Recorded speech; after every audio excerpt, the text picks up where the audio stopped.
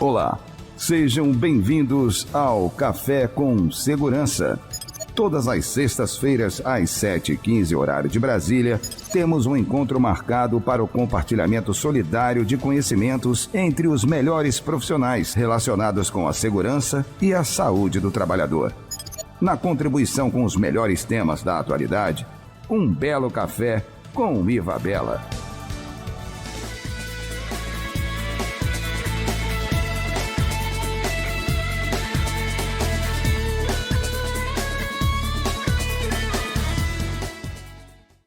Bom dia, doutora Ileana, tudo bem? Como vai você? Bom dia, me ouve bem? Tô te ouvindo bem, consegue me ouvir direitinho? Também. Perfeito. Doutora, antes da senhora começar, né, a fazer a sua apresentação, eu estou acolhendo aqui o pessoal que já entrou conosco, o presidente da ANEST, o engenheiro Bevenuto, a Ciomara Silveira, a Andréia, a C3 Engenharia, a Isabelle. Acolho vocês com muito carinho nesse nosso encontro no Café com Segurança. E, doutora Ileana, é uma honra, obrigado por ter aceitado o convite, de estar aqui compartilhando conhecimento, né? Levando o seu grandioso conhecimento para nós, para a nossa categoria, para a nossa audiência, para todos que precisam desse conteúdo. Antes da gente começar, eu gostaria de saber quem é a doutora Ileana, né? Quem é essa profissional tão gabaritada, né? Que aceitou o nosso convite de estar aqui compartilhando conhecimento. O espaço é teu, doutora. Obrigada, Isabela, muito obrigada pelo convite. Agradeço também ao presidente da ANEST, doutor Bevenuto, pelo convite. Parceria que o Ministério Público do Trabalho tem buscado há bastante tempo com a Associação Nacional dos Engenheiros de Segurança do Trabalho, assim como procuramos o diálogo com as empresas e os trabalhadores. Afinal, quando falamos de saúde e segurança do trabalho, o nosso maior desafio é mostrar que não há ninguém contra quem, mas estamos todos juntos contra um evento. Os acidentes de trabalho, os acidentes e as doenças de trabalho. É nisso que devemos estar irmanados, em procurarmos ter a visão mais ampla possível para identificar os fenômenos que adoecem os trabalhadores, para podermos atacar as causas, né? Não só as mais próximas, mas até as causas remotas, né? As causas mais distantes. Podemos atacar as causas para diminuir o número de acidentes e doenças do trabalho. Então, eu sou Helena Neiva, eu sou hoje subprocuradora-geral do trabalho, fui recentemente promovida para atuar em Brasília, mas toda a minha história profissional foi em primeira instância, né? Eu comecei no estado do Piauí, quando eu tomei posse em 1997. Antes eu era promotora de justiça, então eu tinha assim, afinidade com o mundo da definição dos tipos penais, né? Então, o promotor de justiça no interior, ele trabalha como um clínico geral. Entre as minhas atribuições estava a área criminal. Então, isso a gente sabe que tudo que a gente aprende na vida, né, ele vai se somando. Então, agora, no período da pandemia, nós sabíamos quais eram os crimes contra a segurança pública, os crimes contra a saúde coletiva, né? O que as pessoas não deveriam fazer, que ensejavam até a tipificação no crime penal do artigo 268, que é, por exemplo, espalhar a pandemia, porque pessoas que são contactantes de casos confirmados, estão sem sintomas, saem circulando na rua. Então, pode ser já a aplicação do crime do artigo 268. Então, essa é a história minha de vida, né? De ter sido já promotora de justiça. Quando eu fui para o GT Covid, que foi o grupo de trabalho instituído pelo Procurador-Geral do Trabalho para tratar das questões da pandemia, eu já trazia esse histórico de ter sido promotora de justiça e também o histórico de sempre ter muita parceria do Ministério Público do Trabalho com o Ministério Público Estadual, né? Então, e o federal também, e nós constituímos um grupo de trabalho. Então, Helena Neiva é essa pessoa que gosta da articulação, gosta de conversar com os atores sociais para que a gente possa ver de uma forma holística, completa, o fenômeno do acidente de trabalho. Então, nesse sentido, nós nos aproximamos dos policiais civis, né? A Polícia Civil, ela precisa de laudos que dizem respeito às causas do acidente de trabalho, dentro da investigação, tanto no inquérito civil quanto no inquérito policial, nós precisamos muito da expertise dos engenheiros de segurança do trabalho para investigar as causas dos acidentes de trabalho. Então, a Helena Neiva é essa pessoa que vai buscar sempre o conhecimento de quem tem expertise, porque nós temos uma formação jurídica, E com essa formação jurídica, nós podemos contribuir, né, no diálogo social para diminuir os acidentes de trabalho. Mas a gente tem que valorizar a expertise do engenheiro de segurança do trabalho, né, para que juntos nós possamos ter uma visão holística, como eu disse, completa das causas próximas e das causas mais remotas que levam aos acidentes de trabalho. Então, eu trabalhei no estado do Piauí, depois eu fui fazer mestrado em Direito Constitucional, porque o direito constitucional é a base de tudo. Se eu quero falar de direito do trabalho, eu tenho que falar também de direito constitucional. Se eu quero falar de saúde e segurança do trabalho, eu tenho que falar também de direito constitucional, dos princípios ambientais, porque o local de trabalho é um ambiente, faz parte do meio ambiente de trabalho. Assim como a gente tem o meio ambiente natural, o meio ambiente urbano, o meio ambiente do trabalho é só uma divisão, vamos dizer assim, uma divisão científica que a gente faz, mas os princípios do direito ambiental em geral se aplicam ao ambiente do trabalho. Então, eu fui estudar direito constitucional para ter uma base melhor nas minhas ações. Porque eu sempre digo para as pessoas, a mesma coisa que eu adoro na vida fazer, assim, estudar e trabalhar. Porque eu acho que é muito importante a gente não ter um discurso vazio a respeito das coisas.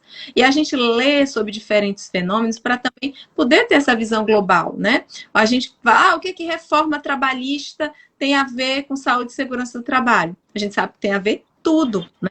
Quando eu precarizo o posto de trabalho, quando eu substituo contratos por prazo indeterminado por contratos por prazo determinado, eu estou fazendo um problema na saúde e segurança. Porque quando eu tenho um contrato por tempo indeterminado, eu já estou fazendo sempre os diálogos de segurança, já fiz os treinamentos, as capacitações com aquele trabalhador. É um trabalhador com um vínculo mais permanente na empresa, eu posso trabalhar a questão ambiental do trabalho, a questão de saúde e segurança com ele, né? Mas quando eu tenho esporádicos, temporários, o trabalhador intermitente, ele entra na empresa e às vezes ele entra sem treinamento ou ele entra com vícios que são totalmente contrários à política da empresa de saúde e segurança. Daqui que você vai corrigir isso, já terminou o contrato temporário dele, né? E aí, muitas vezes, naquele átimo de segundo já aconteceu um acidente. Então, a gente tem também procurado demonstrar que a precarização das condições de trabalho afeta muito a saúde e segurança do trabalho. Então, Ileana é essa pessoa, então, que procura se abeberar do conhecimento dos outros e também compartilhar o que, ao longo dessa trajetória de 24 anos no Ministério Público do Trabalho, eu fui acumulando, né, à custa de muito trabalho e de perguntar muito. Eu acho que a gente não tem que ter vergonha de perguntar e dizer, olha, em relação a isso aqui, olha, eu não tenho expertise em cana-de-açúcar, mas a gente vai fazer uma força-tarefa nas usinas de cana-de-açúcar, como nós fizemos lá nos idos de 2009, né? Desde então, a gente tem regularmente acompanhado esse trabalho, tentado e conseguido, muitas vezes o Ministério Público pode se orgulhar disso, melhorar o setor, quando as pessoas eram transportadas nos ônibus junto com ferramentas, né, junto com agrotóxicos, não se tinha uma dignidade nem no transporte do trabalhador.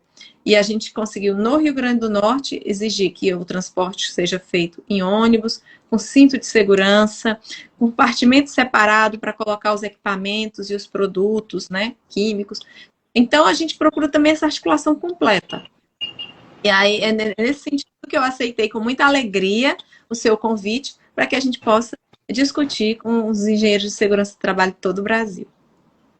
Doutora Ileana, mais uma vez eu te agradeço. Gente, vocês percebem, né? Essa live hoje promete, né? Muito conhecimento, uma profissional gabaritada, né? Com uma expertise enorme para estar aqui nessa manhã compartilhando conhecimento conosco.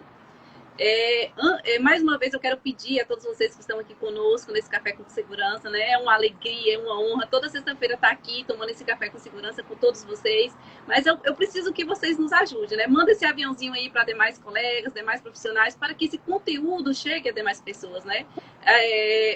Todos nós podemos contribuir com o conhecimento. Então, essa é a forma de você estar nos ajudando a contribuir. Então, nesse momento, eu peço que você mande esse aviãozinho aí para demais pessoas, para que esteja aqui conosco nessa manhã, tomando esse prazeroso café. Dando continuidade, né, ao nosso tema, né, falando sobre inquéritos civis e o PGR, né, um tema que tem tirado o sono de nós profissionais, né, das empresas como um todo, né, porque tudo mudou, né, doutora? O novo jeito de fazer segurança no trabalho. Agora não tem mais como ser um faz de conta, um documento de gaveta, como muito acontecia, né? Doutora, antes mesmo da gente falar sobre essa questão da NR1, né, do PGR, Fala para a gente quais são os poderes do Ministério Público em relação aos inquéritos civis. Faça uma contextualização para que nivele, né? Talvez tenha pessoas aqui que não entendem do que se trata isso, né? Mas faça uma nivelação para que todos consigam entender sobre essa questão do PGR nos inquéritos civis, por favor. Bem, o Ministério Público do Trabalho, ele tem regulado pela Lei Complementar número 75. Nós temos o Ministério Público da União, que é composto pelo Ministério Público Federal, o Ministério Público do Trabalho, né, Distrito Federal, e temos o Ministério Público nos estados, né, com atribuições diferentes, mas todos os ramos do Ministério Público, eles têm o poder de requisição. A requisição é um instrumento legal que é mais do que a solicitação. O membro do Ministério Público, ele não solicita, ele pode requisitar, né? Então, quando eu mando um convite, solicito que venha para uma reunião no Ministério Público do Fórum de Prevenção de Agrotóxicos, do Fórum de Proteção ao Meio Ambiente do Trabalho, uma reunião que discuta os efeitos da reforma trabalhista sobre a saúde e segurança do trabalho. É um convite para uma reunião. Mas quando nós fazemos um inquérito civil, nós não fazemos solicitações, nós fazemos requisições, que no caso do Ministério Público do Trabalho, o fundamento da requisição é o artigo 8º da nossa Lei Complementar número 75. E aquele que não atender à requisição do Ministério Público incorre em crimes de desobediência, previsto no Código Penal.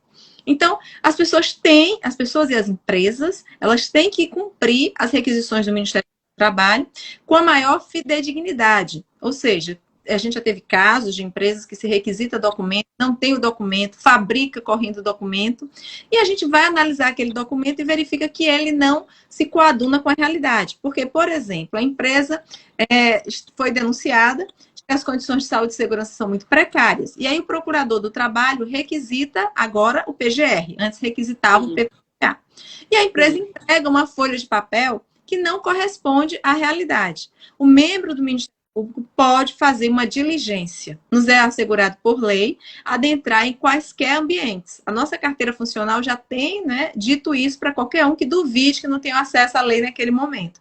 Então, o procurador pode adentrar em qualquer local. Então, eu posso fazer uma visita de inopino, que a gente chama de diligência ou inspeção, numa empresa, porque eu estou suspeitando que aquele PGR dela não é verdadeiro. E aí onde entra também a responsabilidade do engenheiro de segurança, que pode ter uma responsabilidade criminal e de natureza civil por ter colocado a assinatura dele num PGR que não corresponde à realidade. Nós podemos pessoalmente ou podemos determinar que um servidor do Ministério Público do Trabalho, concursado, que é o analista engenheiro de segurança do trabalho. Nós temos nos nossos quadros analistas engenheiros de segurança do trabalho.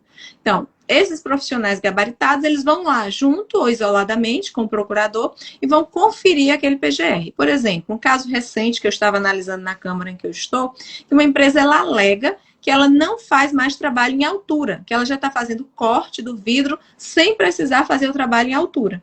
Como é que eu vou acreditar nessa declaração unilateral da empresa? Ah, mas ela apresentou o PGR. A gente sabe que o PGR, como o PPRA foi por muitos anos, muitas vezes é uma folha de papel. Agora você vai ter um acompanhamento melhor, você espera ter um acompanhamento melhor, só o tempo dirá. Se ele realmente vai fazer essa função de ser um programa vívido. Um programa que se modifica a cada novo risco ocupacional, um programa que se modifica quando eu introduzo uma nova forma de produção ou de organização do trabalho. Então, eu preciso ter, para ter realmente um benefício do PGR, uma mudança também de mentalidade dos engenheiros de segurança do trabalho. E aí não vem nenhuma crítica, excelentes profissionais, mas em todas as profissões nós temos pessoas que às vezes não conseguem acompanhar as mudanças, se capacitar ou não querem acompanhar as mudanças. Isso acontece na medicina, no Ministério Público do Trabalho, no Ministério Público Federal, com o Judiciário. Né? A gente sabe que, como as instituições são feitas por pessoas, as organizações são feitas por pessoas, às vezes, determinadas condições pessoais ou entendimentos pessoais terminam influenciando no trabalho das pessoas. E é por isso que a gente tem sempre essa boa vontade de estar nos eventos para falar justamente isso. Nós precisamos lembrar de uma frase muito interessante de Paulo Freire, quando ele disse, para fazer diferente, para obter resultados diferentes, nós precisamos fazer diferente. Então, não é como eu digo também, outra frase que eu sempre gosto de lembrar, né? Nós estamos falando aqui informalmente, é uma frase, é uma parte de uma poesia de Carlos Drummond de Andrade, que diz assim: os leis não nascem das leis. Então, por melhor que sejam as leis ou a intenção de uma norma, ela precisa das pessoas para ela se concretizar de uma forma que veja o ser humano, né, em primeiro lugar, a dignidade da pessoa humana em primeiro lugar. Então, eu preciso, como procuradora do trabalho, vocês, como engenheiros de segurança do trabalho, pensar para que essa norma serve, qual é a finalidade dessa norma? Proteger a vida, né, e a saúde dos trabalhadores. E, por conseguinte, evitar custos, evitar problemas para as empresas, interrupção da produtividade. Então, para isso, eu preciso extrair da norma o melhor dela, eu preciso fazer uma interpretação sistemática. Não posso fazer uma interpretação só assim, né? Olhando diretamente para um dispositivo sem olhar o todo. Então, o Ministério Público do Trabalho, com os instrumentos de atuação que ele tem, ele chama as empresas para audiência, né? Ele pode chamar testemunhas, e ele vai procurar ter essa visão completa do fenômeno. Não adianta a empresa colocar no programa que não existe mais o corte de mármore. Só se usa realmente o corte da pedra ornamental, qualquer pedra ornamental, pelo sistema a frio, para evitar poeira. E o Ministério Público testemunha diz, sim, tem esse sistema, mas em dias de grande demanda, a gente continua lá no final do galpão, cortando a seco.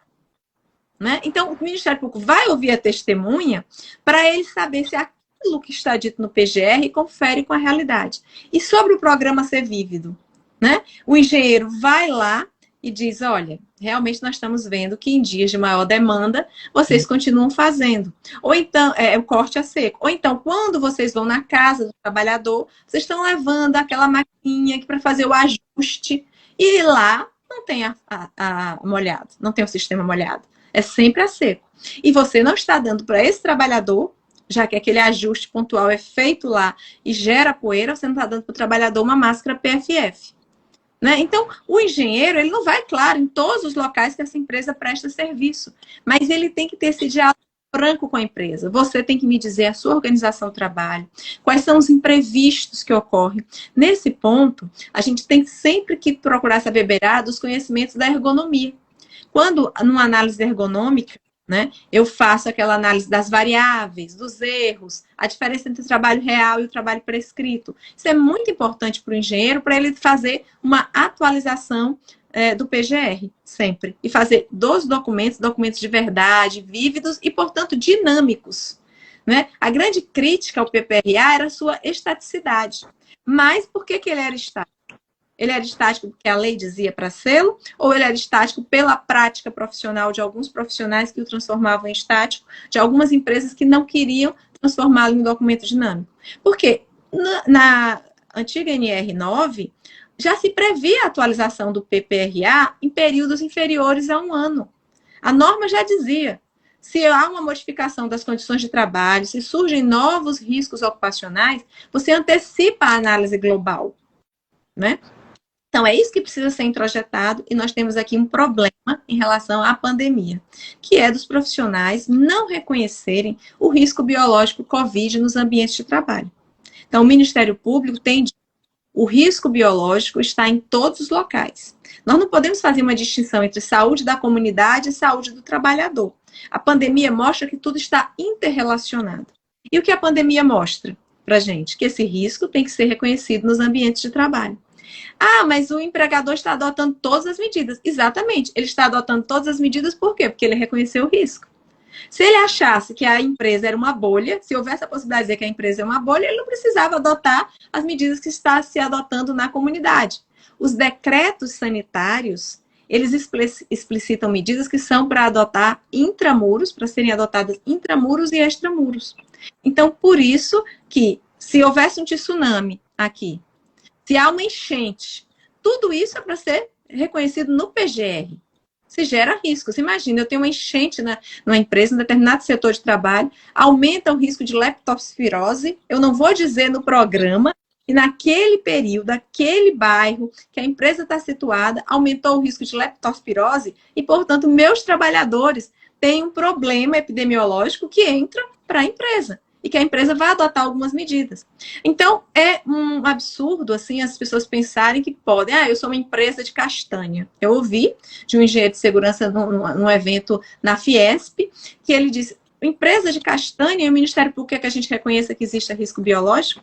Não, não é o Ministério que quer que você reconheça. É que o Ministério Público faz uma interpretação sistemática, completa do ordenamento jurídico e faz uma leitura completa, de acordo com a ciência de saúde e segurança, da própria NR do PGR, quando ela diz para reconhecer os riscos biológicos. Então, nós não podemos manter o discurso de que o risco biológico só ocorre no laboratório, no hospital, numa unidade básica de saúde. E achar que o risco biológico não está presente na fábrica de castanha.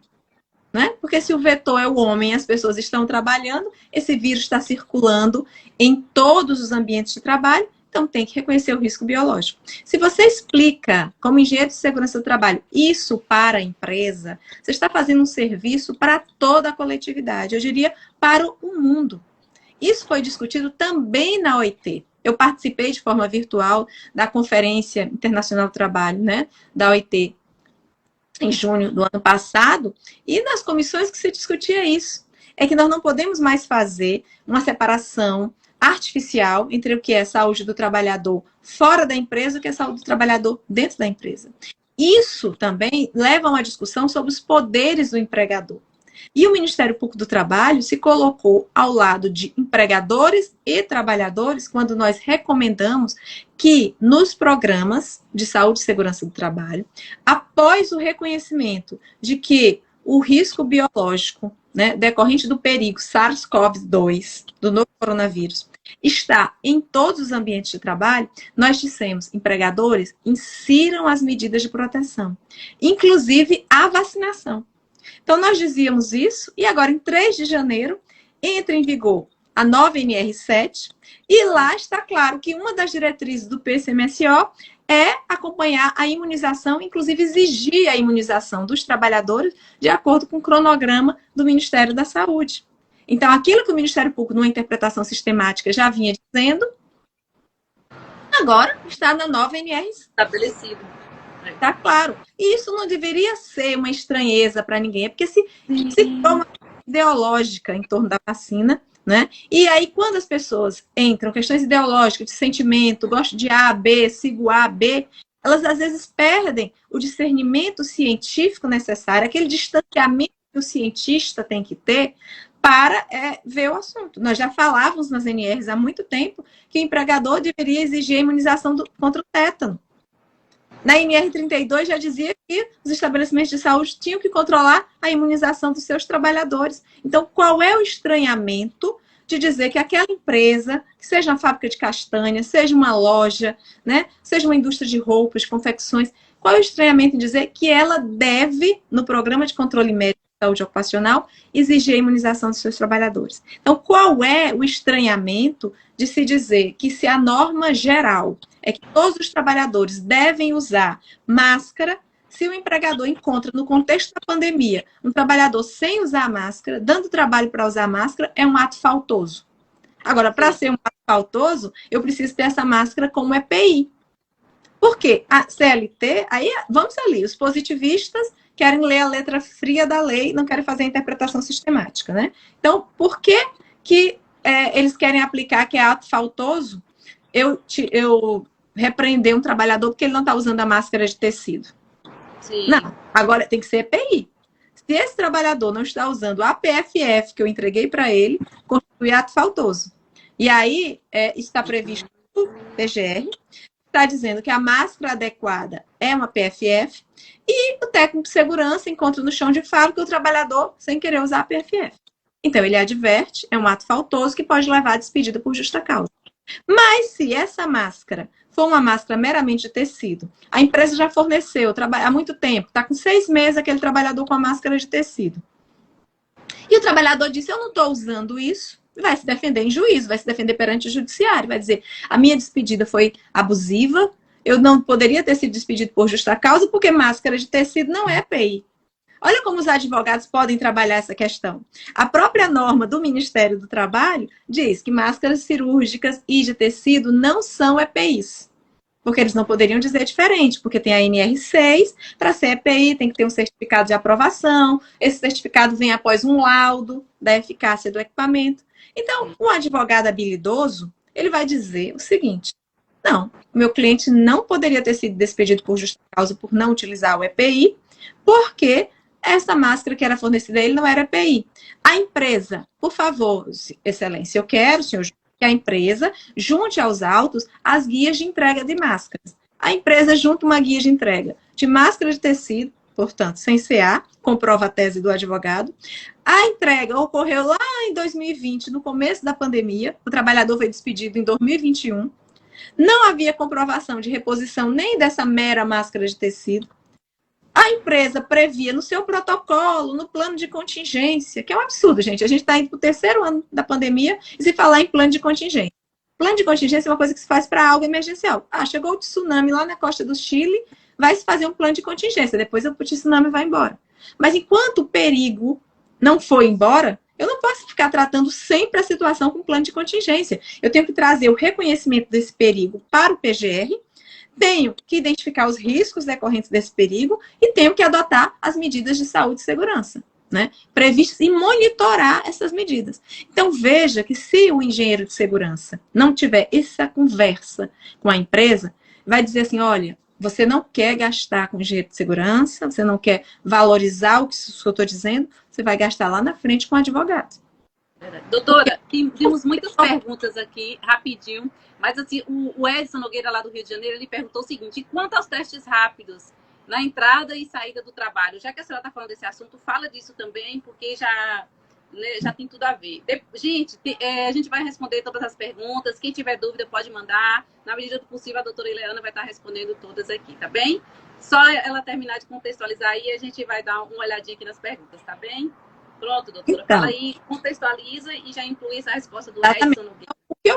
O que eu quero dizer para todos vocês é que nós precisamos, né, nós, eu digo Ministério Público e Engenheiros de Segurança do Trabalho, ter esse diálogo franco com a empresa e mostrar para ela os riscos de uma saúde ocupacional mal feita. Saúde e segurança ocupacional mal feita, que não se vai delinear todos os riscos, ver todos os cenários, e inclusive ter esse conhecimento das possibilidades jurídicas, né, que podem ser já um passivo trabalhista para a empresa.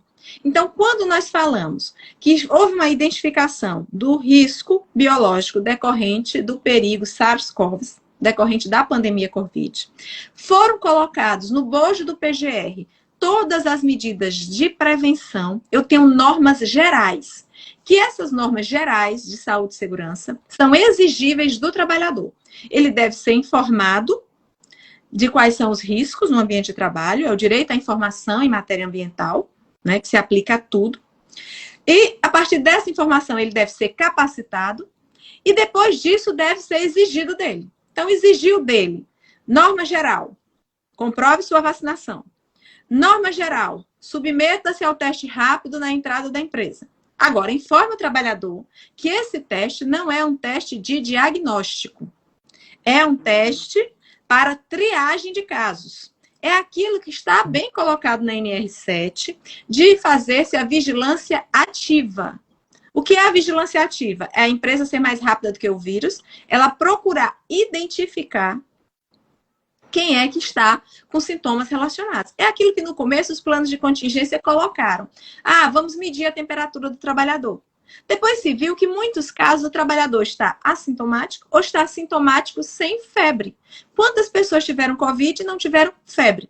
Então, a gente abandona isso. Não precisa mais ficar medindo a temperatura, né? Lá no começo da pandemia, o Ministério Público dizia: o que é uma medida de vigilância ativa? É a empresa acreditar na palavra do trabalhador. Está com sintomas relacionados à Covid? Avise por telefone, vai ser marcada uma teleconsulta, não venha trabalhar. Então, a gente dizia, não aglomerem nos postos de saúde porque vocês vão espalhar mais a pandemia. Então, a empresa tem um protocolo de testagem, é muito importante no PGR, porque ela vai estar cumprindo uma medida importante para o PGR e também para o PCMSO, porque ela está fazendo uma busca ativa de casos, através da testagem, está fazendo a triagem do trabalhador que está negativo, do trabalhador que está positivo, esse não entra na empresa. Eu estou fazendo uma barreira, um bloqueio, para que ele não transmita o vírus para outros colegas. Então, é importante ter um sistema de triagem? É. Por exemplo, a empresa ela poderia comprar, se a Anvisa está em processo de aprovação, o autoteste, e ela entregar autotestes para os empregados, e o empregado faz o autoteste em casa e diz para a empresa, eu não posso ir porque o meu autoteste deu positivo. Sim, ele pode fazer isso. Mas esse autoteste e o teste rápido, ele é para triagem. O teste diagnóstico padrão ouro é o RT-PCR.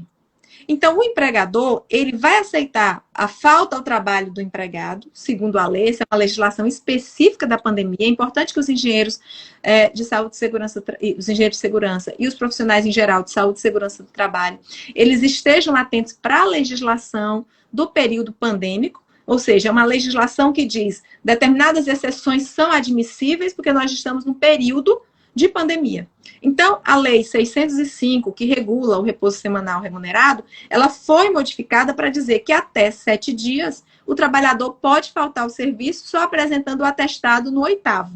Então, a lei não dispensou o atestado, mas ela apenas disse que, exatamente no período de até 7 dias, auge da transmissão, o empregado não deve colocar os pés na empresa. Por isso a importância de se estimular, inclusive, entrega para ele do autoteste. Não vai valer como atestado. O plano que o governo já apresentou para a Anvisa diz expressamente que o autoteste, né, e também o teste rápido são elementos para triagem, não valem como atestado, mas dá esse intervalo que no auge da transmissão viral o empregado fica afastado. Agora, no 8º dia, existem experiências exitosas, como de Campinas, do atestado sanitário, que o trabalhador diz os seus sintomas e é emitido online, né? E ele imprime e manda, ou então manda por um arquivo para o empregador que ele está com um atestado sanitário. Né? Agora, é preciso ter em vista a legislação, inclusive as novas portarias do Ministério do Trabalho, e desde as portarias iniciais de junho de 2020, já se dizia afastamento dos contactantes. É exatamente essa capacidade da empresa de criar barreiras, de fazer a vigilância ativa, de não deixar que entre o trabalhador, de na hora que identificar que um trabalhador está com sintomas, perguntar quem é o seu entorno. E o entorno do trabalhador, embora a norma fale contactante próximo, é como eu disse, a interpretação não pode ser assim, ela tem que ser ampliada. A norma fala quem é contactante próximo, aí vai o engenheiro, ou o procurador, né, ou o médico, e diz, mas contactante próximo é quem trabalha na mesma sala que a IVA. Só que a IVA trabalha em um ambiente com ar-condicionado. E o sistema do ar-condicionado, ele levou para outros. Porque eu tenho uma realidade, eu tenho um surto em 2 salas. Então, e começou na sala 1, e tem na 2. Aí eu vou pesquisar. Aquela história que eu falei. O cientista que vai investigar as causas próximas e as causas remotas do acidente de trabalho. Eu vou investigar. Essa empresa tem ar-condicionado central. Essa empresa tem um PMOC? Não, essa empresa não tem um PMOC. Então, eu, como engenheiro, vou dizer, faça um PMOC. Vocês têm ar-condicionado central aqui, vocês tiveram um surto que abrangeu trabalhadores de 2 salas contíguas. E você fez a pesquisa, não, você já tinha tirado o cafezinho, você, na sua empresa, já tinha feito rodízio. As salas não estavam cheias, né? Você já tinha fornecido uma máscara. Mas essa máscara é de tecido. Então, máscara de tecido, mais falta de PMOC, mais falta de vigilância ativa, porque eu não tinha um mecanismo para impedir que o caso índice, o caso número 1, entrasse na empresa. Então, eu vou dar o meu laudo, fazer a minha avaliação das causas daquele surto. Eu vou dizer, foi um somatório da falta do PMOC com a máscara de tecido e falha no nosso processo de vigilância ativa de identificação. A empresa não diz para o empregado, qualquer sintoma, eu acredito na sua palavra. Existe uma norma nova, no 8º dia você me apresenta. Porque o trabalhador diz assim, eu vou para um posto de saúde, para uma fila, por causa de um arranhãozinho na garganta. Depois meu patrão vai achar que eu não fiz o trabalho. E depois o meu trabalho vai acumular, vai ficar nas minhas costas mesmo. Esse arranhãozinho de garganta não é nada. Faltou a empresa informar. Olha, o seu arranhãozinho de garganta, toma. Então, esse sintoma inicial não venha. Fique em teletrabalho, você pode fazê-lo. Se você não pode fazê-lo, depois a gente ajusta. Você vai compensar. Mas não venha. Então, é informação e a gente tem que ter aquele olhar de vigilância. O engenheiro, ele tem a obrigação de fazer o monitoramento se as medidas de saúde e segurança, elas são adequadas. Eu estou vendo aqui perguntas, por exemplo, e o Ministério do Trabalho sobre o uso de máscaras de tecido na indústria de abate e processamento de carne? Um absurdo. E o Ministério Público do Trabalho, inclusive, entrou com recentemente para suspender medidas de alteração da NR36, que é uma outra questão que o setor quer retirar as pausas para recuperação térmica, né? As pausas do trabalho, que são medidas necessárias. Então, o Ministério Público do Trabalho tem entrado com as ações e nos inquéritos civis tem dito que não se admite nesse setor que o trabalho é a frio, né? Máscaras de tecido. Então, enquanto não confundam o que o Ministério do Trabalho, como órgão executivo, termina transigindo, acordando com as empresas, com o que está no ordenamento jurídico. Do ordenamento jurídico, nós podemos dizer que tem que ser máscaras tipo PFF. E nós temos tido muito êxito com muitas empresas do setor que estão fornecendo a PFF. Então, a despeito da norma, admitir o empresário, a empresa que quer reduzir acidente de trabalho, ela está dizendo, eu não vou seguir essa portaria. Eu vou seguir o princípio da precaução. Então, vou dar um exemplo não só desse setor, mas existe uma grande empresa que é multinacional, francesa, e que tem vários estabelecimentos no Brasil, uma empresa de call center. E eles disseram para o Ministério Público do Trabalho, para mim especificamente, vamos adotar PFF no call center. Então, alguma empresa, ela não adota o PFF no call center, continua com de tecido. Outra já está adotando PFF. Então, é isso que eu digo para vocês. Vocês, como engenheiros, têm esse papel de convencimento e dizer, olha, o cenário é esse, tem a portaria, mas tem o princípio da precaução. Se você me perguntar, como engenheiro, qual é a melhor proteção em ambiente fechado com ar-condicionado, eu vou lhe dizer que está dito pelo CDC europeu. Na Europa, transporte coletivo, ambientes fechados, a máscara tem que ser PFF. A pessoa não entra lá com uma máscara de tecido em um restaurante. Sem apresentar o passaporte de vacinação, sem estar com a máscara PFF. Transporte coletivo, metrô, Europa toda super servida por metrô. Não vou aceitar a pessoa chegar com a máscara de pano para entrar no metrô. Tem que ser uma máscara PFF. Ah, mas existe um indivíduo outro que entrou, existe um indivíduo que não entrou com máscara. Aí é um problema de fiscalização. Nós estamos falando do que os países mais avançados recomendam. A máscara de tecido foi recomendada no começo da pandemia, quando nós tínhamos carência de materiais. Hoje não existe mais carência. A indústria nacional sempre produziu PFF e aumentou sua produção, né? A gente já tem autorização de importação das máscaras KN95.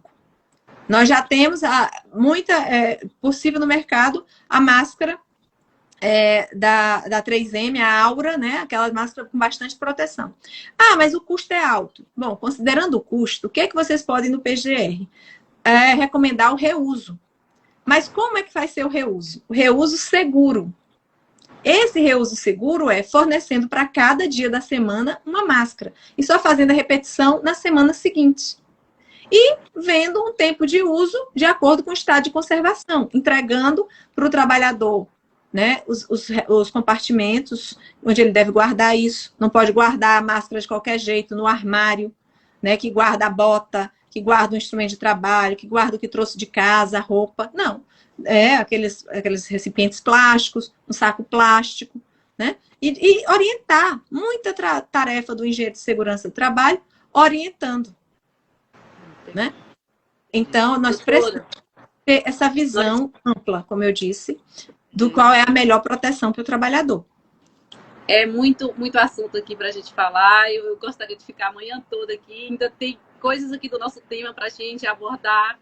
Só falta 3 minutos, mas assim, eu quero nesse momento fazer aqui as perguntas, né, dos nossos usuários, dos nossos colegas que estão tomando café conosco. Temos aqui o engenheiro Johan Barbosa, ele colocou aqui parabéns pela live, né, e pela convidada. Obrigado, Johan. Ele que também, doutora, tem um projeto de lives toda semana, toda quarta, levando esse esclarecimento, né? A Clarice Barreto está por aqui também. Obrigada, Clarice. O engenheiro Edson Nogueira. O Hélio também está por aqui. O Sávio. O Bevenuto colocou o seguinte: a doutora Ileana é uma grande aliada da engenharia de segurança do trabalho. Isso mesmo, Bevenuto, né? Eu queria dizer uma coisa rapidamente. Realmente, porque eu sou entusiasta de quem estuda, de quem tem expertise. A gente precisa respeitar a expertise das pessoas. Mas as pessoas também precisam fazer valer a sua voz. Você é um engenheiro de segurança do trabalho, você estudou. Você não vai deixar que a empresa, porque está com vontade de adotar a medida mais barata, ela precarize a segurança. Você explica, olha, dentro dessa medida que você está achando que atualmente é mais cara, você vai ter uma economia muito grande. Porque eu estou te recomendando uma máscara com CA, não compre a PFF, a Clarice falou aqui muito bem. Existem as PFFs comercializadas que não têm certificado de aprovação. São falsos PFFs, na verdade. Então, você tem que orientar, olha, vamos comprar mais barato, o setor de compras tem que comprar essa, porque muitas vezes o setor de compras compra sem ouvir o engenheiro, compra errado, e o dono da empresa quer dar um jeitinho, não, mas essa aqui vai ser usada, a gente já gastou muito. Então, dizer, no setor de compras não compra EPI sem ouvir o engenheiro. Isso é uma forma de valorização da profissão de vocês. A outra questão é microempresa. O que é que o novo PGR fala? Que a organização vai identificar os riscos, prescindindo do engenheiro. Então, tem que haver uma campanha de valorização. Os médicos, eles fazem isso muito bem. Eles defendem o ato médico, defendem o que é a área deles e não deixam, por exemplo, um fisioterapeuta, chegam na Justiça do Trabalho e dizem, um fisioterapeuta não pode fazer laudo. Quem tem que fazer laudo de segurança, de saúde, é o médico. Então, eles defendem muito essa prerrogativa. Eu sempre concito, é por isso que o Bevenuto disse que eu sou uma procuradora e o Ministério Público todo é amigo dos engenheiros de segurança do trabalho, porque a gente diz isso. Vocês têm expertise. Agora, o Ministério Público vai ouvir outros engenheiros. Se naquele caso concreto, a empresa está com um engenheiro de segurança desatualizado, que fez um conselho, um aconselhamento para a empresa errado, ou que cedeu à pressão econômica do dono da empresa e colocou uma medida ruim no PGR, aí é claro que o Ministério Público do Trabalho, por dever funcional, vai ter que adotar as duas medidas. Mas quando eu estou falando para os engenheiros, a nossa fala é de valorização da profissão de vocês. Eu não consigo entender como é que o PPRA dizia que antes da avaliação anual, se houvesse novos riscos, haveria uma atualização, e o engenheiro disse que não haveria. Bem, é a profissão de vocês, é o que vocês fazem. Então, era para dizer sim, sempre que muda um risco ocupacional, e surge um novo risco no ambiente de trabalho, tem que nos chamar. Isso é uma forma de valorização profissional. Então, quando se fala que pequenas e microempresas podem dizer quais são os seus riscos, a gente não pode interpretar que elas podem dizer sem um engenheiro. Sim. Ou pelo menos um técnico de segurança do trabalho. Nós não podemos. Então, o que está se dizendo lá e qual é o discurso é de que as pequenas organizações, elas mesmas podem dizer quais são seus riscos. Então, isso é uma questão que eu acho que vocês têm que pensar bastante e que devem falar isso para o Ministério do Trabalho. Porque o processo de NR, falando um pouco da atuação do Ministério Público, nós temos direito de participar de quaisquer fóruns onde se discutam direitos dos trabalhadores. Então, se alguém não quiser, tem uma discussão na Previdência. Não queremos o Ministério Público do Trabalho aqui. Por que ele vai participar? A gente diz por causa do artigo 10 da Lei Complementar 75, que diz que quaisquer fóruns que se discuta direitos dos trabalhadores, o Ministério Público vai estar lá. Pode estar lá sem direito a voto? Pode. Ele vai estar lá como observador, ele vai estar lá para ajudar as partes a chegarem a um consenso. É assim que nós participamos das NRs. Mas vocês sabem que houve muito debate e o Ministério Público se colocou contrário a muitas medidas das NRs. Então, a pessoa que perguntou, foi melhor? As alterações foram boas? Na visão do Ministério Público, não. Nem todas as alterações foram boas, mas também nem todas foram ruins. Nós temos uma visão equidistante. A gente não se leva, porque gosto de A ou B, por ideologia, porque... Não. Como dever funcional, o Ministério Público é um fiscal da ordem jurídica. Como fiscal da ordem jurídica, nós temos um princípio da precaução. Pelo princípio da precaução, como é que o Ministério Público pode achar boa uma reforma de NR que diminui a proteção? Então, quando a NR é modificada para diminuir a proteção, a gente tem que ingressar com ações, a gente tem que reclamar do processo, a gente tem que reclamar que não se ouviu convenientemente os trabalhadores, as entidades de classe. Porque eu preciso também ouvir a ANEST, ouvir outras entidades. A ANEST fez visitas, né, ao Ministério do Trabalho para dialogar sobre isso, mas até que ponto foram ouvidas? Agora nós temos uma norma regulamentadora, a 38, de limpeza urbana, para ser aprovada. Consulta pública no mês de janeiro, que as pessoas estão mais folgadas, em férias escolares de filhos, difícil de acompanhamento. Essa consulta pública ela tem que ser aumentada. Ela não pode ficar só no mês de janeiro. Mas mesmo assim, vocês param tudo. A ANEST está respondendo? E os engenheiros de segurança estão se manifestando, fazendo consulta? Vai retirar o estribo ou não vai retirar o estribo? Né? Existe um trabalho, uma análise ergonômica que foi feita por um engenheiro, que inclusive já foi presidente de uma associação de engenheiros de segurança do trabalho, que analisou essa questão da retirada do estribo ou de manter o estribo. Então, muitos de vocês têm trabalhos científicos importantíssimos. Faça chegar a voz de vocês. No começo da pandemia, eu mesma procurei o presidente Benenuto e disse, vamos falar sobre PMOC. E falamos, né, com o engenheiro Montenegro sobre esse assunto. Sim. Então, é isso que nós precisamos. Nós precisamos nos adiantar ao vírus, nós precisamos ser profissionais, estamos sempre nos capacitando. E quando... Né, lembrar que ele é o patamar mínimo. Você que vai fazer no seu PGR uma roupa sob medida para a empresa que te contratou. E essa roupa sob medida, ela não pode ser repetição. Uma das coisas que nós sempre criticávamos nos PPRAs é que eles transcreviam a norma. E quando você ia procurar a roupa sob medida para aquela empresa, era uma página. E aí, quando nós íamos fazer uma inspeção, aquela página ainda não correspondia com a realidade. Então, o que nós precisamos realmente, para isso que você disse, que com o PGR é fazer uma nova segurança do trabalho, é que nós precisamos fazer os PGRs serem fidedignos com o que acontece na empresa. Precisamos que levemos o nosso conhecimento para o dono da empresa e explique. A gente não pode adotar essa solução mais barata, porque ela vai sair mais cara para você lá na frente. Porque, mas a norma diz que o caixa de supermercado só vai ter um empacotador a cada 5. Aí o supermercado diz, se a norma só diz a cada 5, pois é. Mas você vai ter o seu cliente insatisfeito, você vai ter o trabalhador do caixa adoecendo mais, as filas vão ficar maiores. Vamos fazer a cada 3? Vamos fazer a cada 2? Então, você tem esse poder negocial de explicar. É esse poder negocial que o Ministério Público tem nas audiências. Por isso que as nossas audiências são bastante conversadas. Quando você é chamado para uma audiência do Ministério Público, é para discutir um termo de ajustamento de conduta. Porque o procurador já investigou, ele já viu quais foram as falhas, então ele está propondo. O que a gente pede, e sempre eu falo isso para os engenheiros de segurança, quando eu falei no congresso em Teresina, né, há 3 anos atrás, eu digo, o que a gente pede é que vocês vejam o Ministério Público como um aliado da saúde e segurança. E que aquilo que nós estamos dizendo é porque nós estudamos, nós fomos ao local, nós coletamos provas e nós temos principalmente o monitoramento da saúde do trabalhador. Como é que eu tenho esse monitoramento? Eu tenho os dados do INSS que teve adoecimento, eu tenho os dados da vigilância sanitária e epidemiológica que houve um surto. Então, se eu tenho esse monitoramento e eu sei que teve acidente, e eu olho para o seu PGR e ele não resolve o problema do acidente, então eu tenho que dizer para você, vamos melhorar esse programa? Né? E eu, com certeza, eu não disse isso saído da minha cabeça. Eu disse isso porque eu consultei vocês, os especialistas.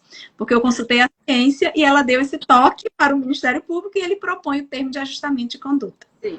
Doutora, o nosso tempo passou, que eu nem percebi. E em respeito à nossa audiência, a gente vai precisar finalizar a nossa live, mas a gente precisa responder as dúvidas aqui dos nossos participantes que deixaram aqui, eu disse que responderia, a gente não pode, né, deixar. O Silvio Silomar, ele perguntou o seguinte, como os engenheiros de segurança do trabalho podem participar como perito no caso de acidente do trabalho para o Ministério Público? Nós temos os nossos peritos concursados. O que nós fazemos, a gente não pode contratar um perito. Só em casos excepcionais, de uma expertise excepcional que os nossos peritos não tenham, nós fazemos convênios com universidades. Né? Então, nós procuramos fazer sempre uma fonte oficial, seja um concursado, analista em engenharia de segurança do trabalho, seja um profissional vinculado a uma universidade. Pela razão muito simples que a gente procura esses profissionais, porque não há orçamento, né, para essas contratações privadas, e porque quando a gente leva, por exemplo, um profissional vinculado a uma universidade, a um curso técnico, um Instituto Federal de Educação Tecnológica, essa prova ela é melhor valorada pelo juiz. Mas trabalhos científicos são citados. Então, assim, o trabalho científico de qualquer de vocês é citado em petições do Ministério Público. Doutora, muito bom. O engenheiro Bevenuto, ele colocou assim, participando juntamente com o Ministério Público, da UFRN, do projeto Saúde na Praia, né? Foi um projeto que vocês fizeram juntos. O engenheiro João Barbosa colocou o seguinte: Iva, pergunte à doutora se a percepção dela na atualização das NRs traz benefícios ou não. A senhora já contextualizou, né, sobre isso. Obrigada, Johan, pela sua participação. Deixa eu ver mais aqui. Existe muita falha na formação da NR1, muita incoerência. A Ciomara Soliveira está pontuando aqui, é isso mesmo, né? Não, nada é perfeito, a gente está encontrando muita dificuldade, muito desafio. E o parêntese que eu quero abrir nesse momento aqui, doutora Ileana, é a importância de nós profissionais nos capacitarmos, né? Hoje a gente já não consegue mais fazer uma segurança do trabalho de faz de conta, né? Então, assim, como a senhora bem disse, precisa fazer um PGR customizado, né? De acordo com a necessidade, de acordo com o perfil de cada organização. Então, aqui eu já deixo, né, esse parêntese, essa importância da gente estar sempre buscando... E, obviamente, valorizar o valor desse PGR, né? Exato. É customizado, vai levar vários dias na empresa para compreender o processo produtivo. Então, quando se anuncia o PGR a R$100, né, e a gente sabe que essa pessoa não vai até lá, não vai despender um dia lá, 2 dias lá. O Ministério Público do Trabalho, quando faz força-tarefa, vai... dias seguidos à empresa, estuda o processo produtivo. Para justamente também o termo de ajustamento de conduta ser uma roupa sob medida.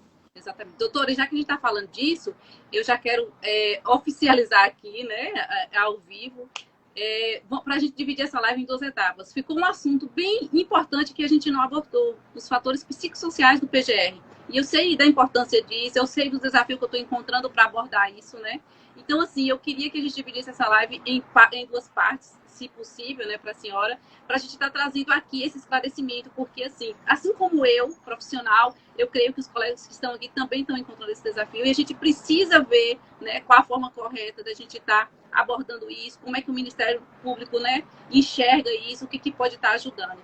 Então, a gente pode estar vendo uma data para estar trazendo aqui esse esclarecimento, né, dos fatores psicossociais relacionados ao PGR, às organizações, como é que a gente deve trabalhar, proceder, para fazer uma forma correta de interpretar, né? Como a senhora bem disse, não é só ler, é ler e interpretar, né? E tomar um posicionamento correto para beneficiar tanto a organização quanto os trabalhadores. A este, né? A este da organização do Estado da senhora aí.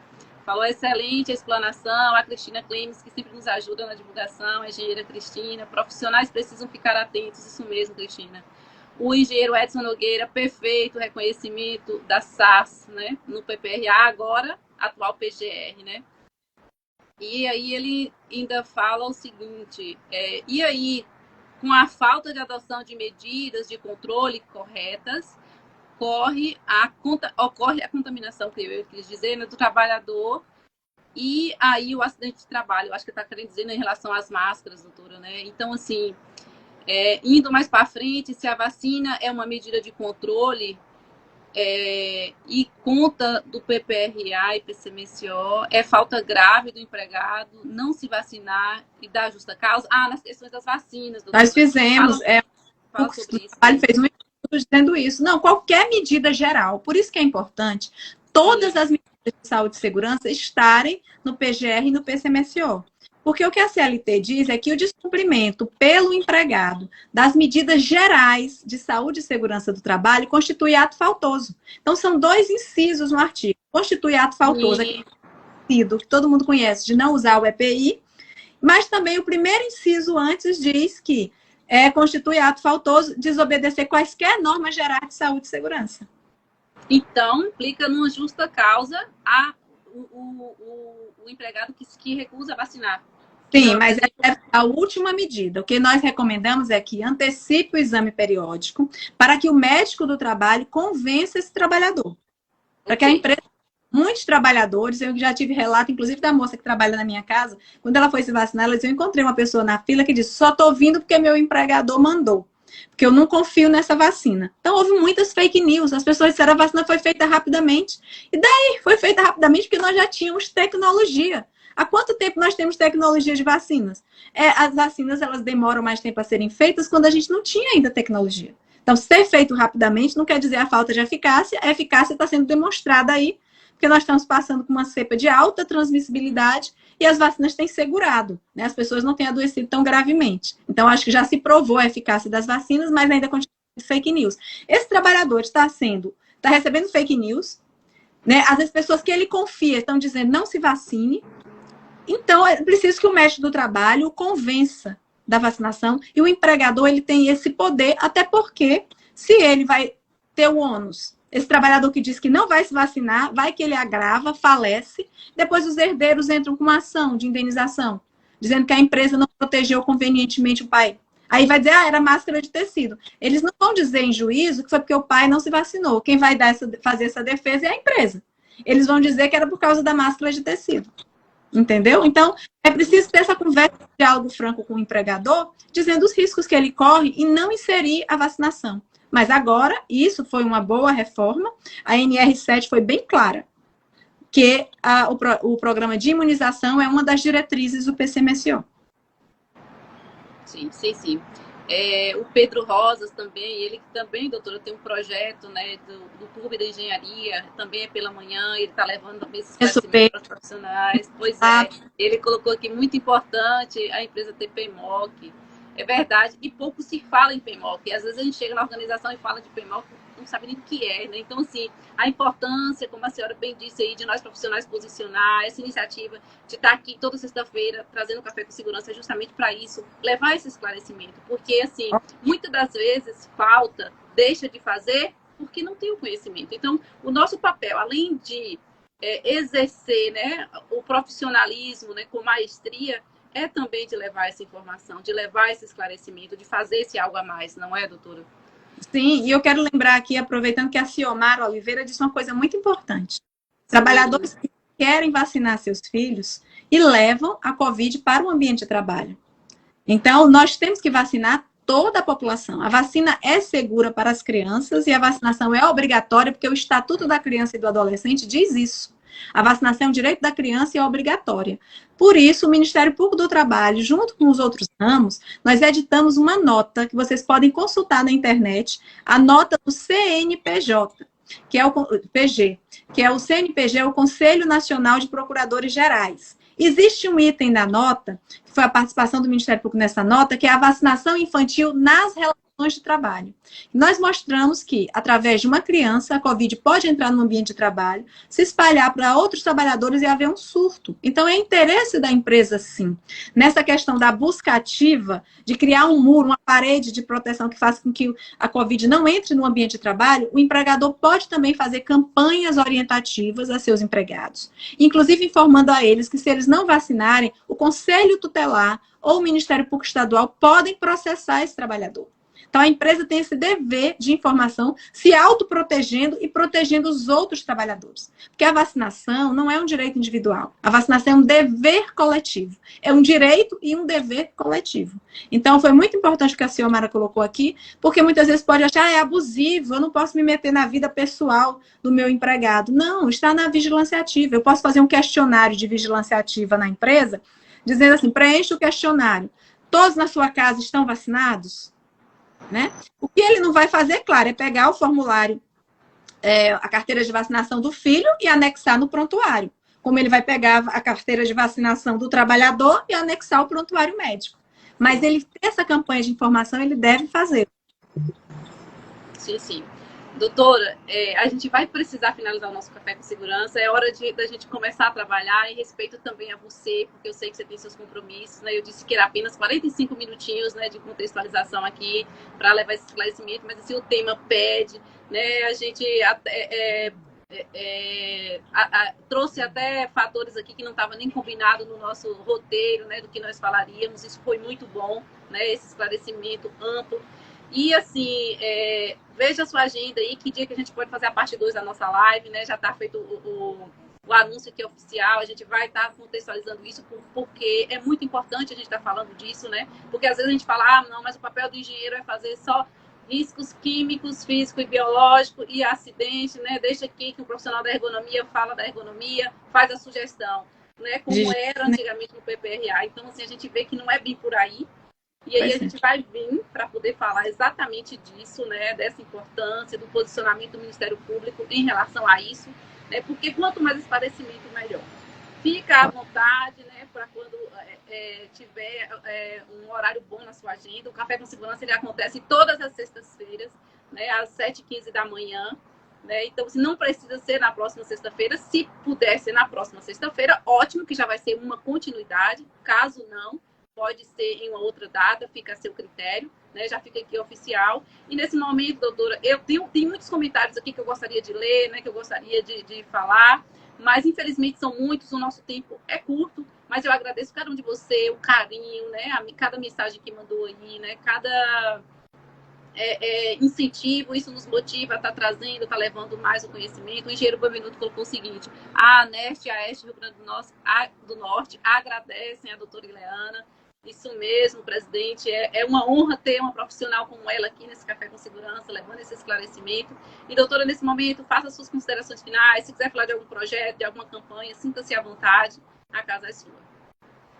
Eu quero aproveitar para dizer que nós temos um encontro próximo, convidar todos. No dia 8 de fevereiro, nós temos uma live da ANEST, junto com o doutor. E o nosso mediador, o nosso querido Pedro Rosas, aqui presente, né? Então, nós estaremos no dia 8 de fevereiro, às 19 horas, né, doutor Bevenuto, nesse evento, discutindo as alterações pontuais da ANR, alguns pontos das alterações das ANRs. Né? E um deles que vai ser tratado é essa questão realmente dos riscos psicossociais. Não posso dizer que é válido e que está completo um PGR que não tenha os riscos psicossociais. E, no entanto, se eu for atuar literalmente, eu vou dizer que não tem, né? E vou aplicar o princípio, em vez da precaução, de dar maior proteção, de fazer um documento completo, eu vou estar reduzindo o nível de proteção, porque nós sabemos hoje que os acidentes de trabalho do tipo doenças, transtornos mentais relacionados ao trabalho, estão em grande maioria na sociedade já preocupando, inclusive, a autarquia previdenciária. Então, é impossível falar de saúde e segurança sem incluir os riscos psicossociais. É o que eu falo, uma interpretação completa do ordenamento jurídico, e eu agradeço muito esse espaço, porque é isso que o Ministério Público quer. Né? Sempre conversar com a sociedade, podemos trocar informações e, portanto, através de uma atuação resolutiva, consensual, a gente não tem que chegar à ação. Mas a ação civil pública é um instrumento que os membros do Ministério Público vão sempre usar na proteção dos direitos dos trabalhadores. Então, esse é o nosso dever funcional e a gente espera sempre, na conversa prévia, convencer também as empresas a firmarem os termos de ajustamento de conduta. Né? Então, é isso que finaliza bem. A melhor finalização de um inquérito civil, esse é o tema da nossa conversa, a melhor finalização de um inquérito civil é firmar um termo de ajustamento de conduta. E, para isso, os senhores são essenciais, porque nós colocamos as posições em mesa, discutimos as questões de saúde e segurança e fazemos um termo de ajustamento de conduta, usando a sua expressão, customizado. Se o problema era naquela máquina, se coloca a proteção naquela máquina. Se o problema é em todo o PGR, vamos revisar esse PGR, né? Com humildade, de lado a lado, reconhecendo que nenhum de nós tem conhecimento completo e que a gente está aqui neste mundo sempre para aprender e sempre para ajudar uns aos outros. Eu acho que uma frase também que eu gostaria de encerrar é que a nossa vida repercute na vida de outras pessoas. Então, o que nós fazemos no PGR repercute na vida de tantos trabalhadores, pode salvá-los do adoecimento e da morte. Então, é um documento de grande importância e deve ser feito com muita isenção científica, vocês mostrando que vocês é que conhecem e que devem, portanto, convencer a empresa a adotar sempre a medida de maior proteção, ainda que ela inicialmente seja mais cara, mas não é cara, é investimento. Convencer as empresas que é investir em saúde e segurança do trabalho. Muito obrigada pelo espaço. Doutora, mais uma vez eu te agradeço imensamente por ter aceito o convite, né, por estar aqui disponibilizando o seu tempo, do seu conhecimento para nós, né? Então é uma imensa satisfação, né, te receber aqui sempre, né? Já está aí o convite da nossa próxima live, né? Tem a live dessa semana da Anest, não perca, gente. Além dela, vai ter outros profissionais lá, o presidente Bevinuto vai estar também. Então, assim, é muito conhecimento. Então, estamos vivendo esse novo cenário, vamos buscar o conhecimento. Temos profissionais aí engajados, né?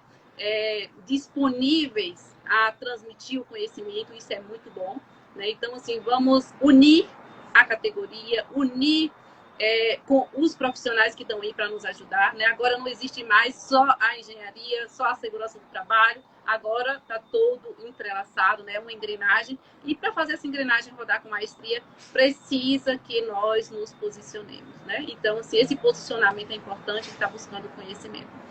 Essa live é feita com muito carinho para cada um de vocês que está aqui conosco. Agradeço, né, a sua audiência, agradeço esse carinho, agradeço o seu tempo de você estar aqui. Se você está aqui nos assistindo é porque você quer, você está buscando conhecimento e você é um diferencial hoje na segurança do trabalho no nosso Brasil, né? Agradeço o carinho, agradeço a atenção de cada um de vocês. Sexta-feira, o Café com Segurança volta novamente. Se a doutora Ileana estiver disponível, vai ser com ela para a parte 2 dessa live. Caso não, vai ter um outro profissional aqui que vai estar trazendo também esses assuntos relacionados, né, ao nosso crescimento profissional, ao crescimento das organizações, à transmissão do conhecimento. Então, até sexta-feira. Agradeço cada um de vocês pelo carinho. Um beijo, doutora. Uma excelente sexta-feira para ti. Um abraço a todos vocês. Obrigada. E até a semana que vem.